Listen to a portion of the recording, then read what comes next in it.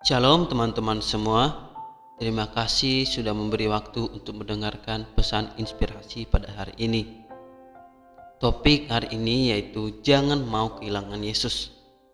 Sebelum saya menyampaikan beberapa hal, saya akan memutarkan cuplikan rekaman suara di mana ada seorang yang tidak percaya atau non-Kristen bertanya kepada seorang hamba Tuhan, dan saya merasa terpanggil untuk menyampaikannya juga kepada teman-teman semua.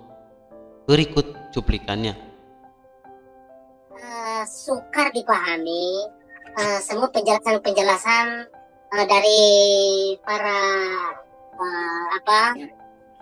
para tokoh-tokoh agama, tokoh-tokoh Kristen, bahkan yang paling terkenal sekalipun saya tidak bisa menemukan penjelasan yang seolah paling mudah masuk di akal lah. Ketika Yesus sebagai anak manusia dijadikan Tuhan dan timbul banyak kesimpang siuran, dan itu bukan di dalam Al-Quran, bahkan Injil sendiri membuktikan itu banyak simpang siur. Ketika Yesus sendiri mengakui bahwa dia adalah utusan, dia yang mengutus aku dan lain sebagainya, lalu apa landasan utama sehingga Yesus itu dianggap sebagai Tuhan? Jika karena Yesus itu terangkat ke langit, bahwa karena menurut pemahaman Kristen bahwa upah dosa adalah maut, bagaimana halnya dengan Melkisedek? Apakah Melkisedek itu mati? Bahkan dia tidak berawal, tidak berkesudahan. Jika bisa dibilang bahwa dia adalah Alfa dan Omega. Dari cuplikan rekaman suara tersebut, ada 3 poin penting yang saya dapat dan yang dia kurang paham, yaitu pertama, ia mengatakan bahwa ketika kita menganggap Yesus Tuhan, ada banyak kesimpang siuran dan bahkan Injil membuktikan itu. Teman-teman, orang yang tidak percaya kepada Tuhan Yesus memang akan mendapat kesimpang siuran kan di dalam memahami Injil. Sebab tanpa tuntunan Roh Kudus, maka kita tidak akan mengerti.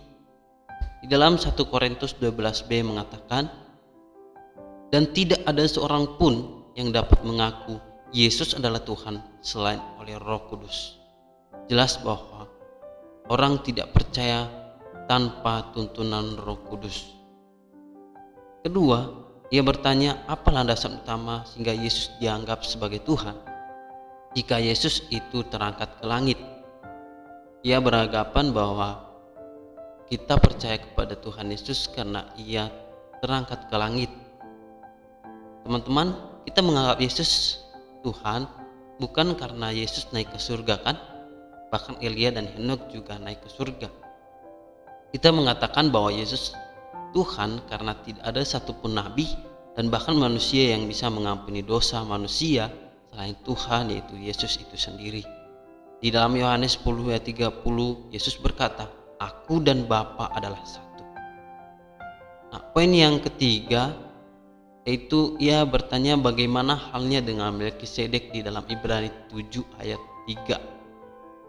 Kita baca Ibrani 7 ayat 3. Ia tidak berbapa, tidak beribu, tidak bersilsilah, harinya tidak berawal dan hidupnya tidak berkesudahan. Dan karena ia dijadikan sama dengan anak Allah, ia tetap menjadi imam sampai selama-lamanya. Ia membandingkan Yesus dengan Melkisedek. Memang imam Tuhan yang bukan keturunan Lewi, yaitu Yesus dan Melkisedek. Ia bertanya apakah Melkisedek itu mati dan bahkan ia tidak berawal dan tidak berkesudahan sesuai dengan konteks Ibrani 7 ayat yang ketiga. Nah teman-teman, kita harus paham tentang konteks dalam Alkitab.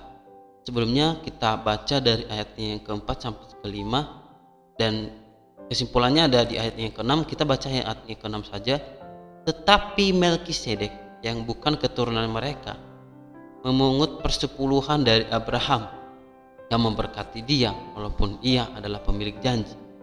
Nah, bagaimana kita menjelaskan Ibrani 7 ayat 3? Jawabannya ada di ayatnya yang ke-6. Kita bahas satu persatu.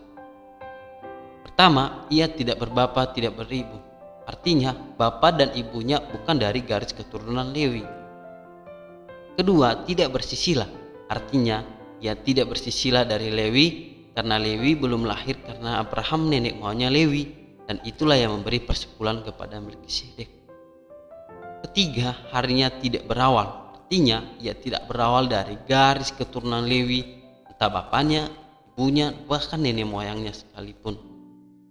Dan keempat, hidupnya tidak berkesudahan, artinya sampai dia mati, dikuburkan, dan hingga sampai penghakiman tidak ada hidupnya dari garis keturunan Lewi. Jadi kita bisa dapat simpulkan bahwa dalam konteks Ibrani 7, Melkisedek adalah imam Tuhan yang bukan dari garis keturunan Lewi. Jadi teman-teman, dari 3 poin ini, dari pertanyaan-pertanyaan ini, teman-teman kita bisa belajar bahwa kita sebagai orang percaya jangan mau diombang-ambingkan dengan argumen-argumen yang mereka sendiri tidak mengerti. Mari kita belajar Alkitab dengan benar dan tentunya disertai dengan tuntunan Roh Kudus. Jangan mau kehilangan Yesus. Sekarang banyak yang meninggalkan Yesus. Saya akan menutup pesan ini dengan kalimat, lebih baik kehilangan sesuatu karena Yesus daripada kehilangan Yesus karena sesuatu. Sekian pesan hari ini, kiranya bisa memberi inspirasi kepada kita semua sebagai orang percaya, sebagai anak-anak Tuhan, terus menguatkan iman dan terus belajar tentang firman-Nya. Sekian, Tuhan Yesus memberkati. Shalom.